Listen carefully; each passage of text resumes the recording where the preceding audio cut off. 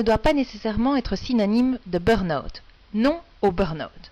Frédéric est brillant, intelligent, capable de comprendre la complexité d'une situation, de prendre du recul.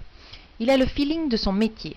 Il gère une équipe de 50 personnes et ses proches collaborateurs l'apprécient car il donne du sens à leur travail, il les challenge dans des projets audacieux, il les soutient et veille à leur développement personnel. Frédéric gère son département de manière exigeante et en bon père de famille. L'entreprise où il travaille est cotée en bourse et vit des moments difficiles. Le temps est à la restructuration et aux économies. Un cabinet d'audit externe scanne l'entreprise. Ce cabinet taille dans l'organigramme, pèse les fonctions, tranche dans les services, conditionne l'avenir de tous. Frédéric est tiraillé entre sa loyauté à l'entreprise et ses valeurs humaines.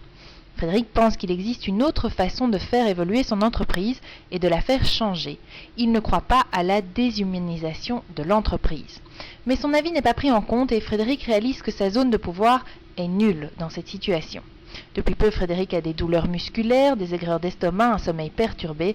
Son corps reflète ses conflits internes. Frédéric a décidé de ne pas être malade. Frédéric va suivre un plan strict, anti-burnout. Étape 1, reconnaître la situation et la gravité de cette situation, ne pas minimiser l'ampleur de sa souffrance. Étape 2, accepter son impuissance et ne pas entretenir l'illusion de pouvoir agir sur la situation.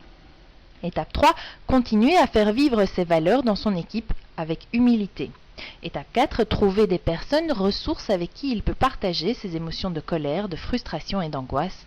Enfin, étape 5, se nourrir de moments privilégiés où ses besoins intellectuels, relationnels et spirituels sont reconnus et appréciés.